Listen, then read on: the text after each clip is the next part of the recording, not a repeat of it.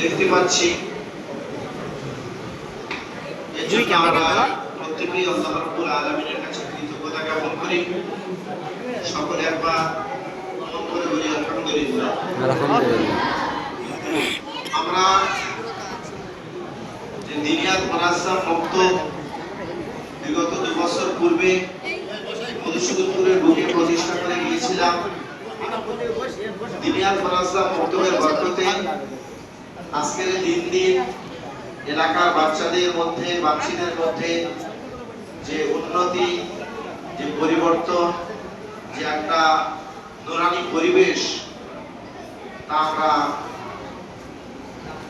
যত দিন যাচ্ছে তত আমরা বৃদ্ধি হতে দেখছি।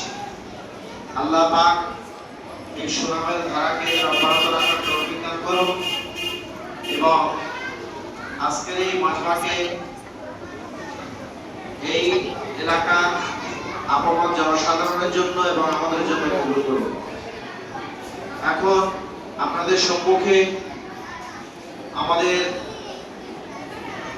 বগরাহাট দিনিয়াত সেন্টারের অন্যতম কর্ণধার জিম্মাদার এবং আমাদের সকলের সুপরিচিত অত্যন্ত শ্রদ্ধাভাজন জনাব হযরত মাওলানা মুফতি মাহমুদুল হাসান সাহেব, তিনি আপনাদের সম্মুখে কিছু কথা আলোকপাত করবেন।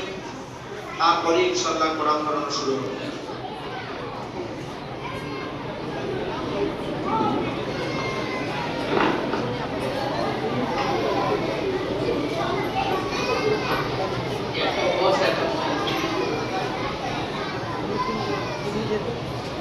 আলহামদুলিল্লাহ ওয়া সালামু আলা ইবাদিহি আল্লাযীনা ইসতাফা। أما بعد فأعوذ بالله من الشيطان الرجيم. بسم الله الرحمن الرحيم. اقرأ باسم ربك الذي خلق. صدق الله العظيم. وقال رسول الله صلى الله عليه وسلم: خيركم من تعلم القرآن وعلمه. أو كما قال عليه الصلاة والتسليم. সম্মানিত ইসলাম দরদি ভাতৃবৃন্দ ও সম্মানীয় মা ও বোনেরা, আল্লাহ জাল্লা জালালুহু আম্মা নাওয়ালুহু আমাদেরকে এমন একটা ধর্মের অনুসারী করেছেন যেটা আল্লাহ তাআলার পক্ষ থেকে নির্বাচিত ও মনোনীত। কোরআন শুনিয়েছে ইন্না দীনা ইনদাল্লাহিল ইসলাম, আল্লাহ তাআলার মনোনীত ধর্ম হলো ইসলাম।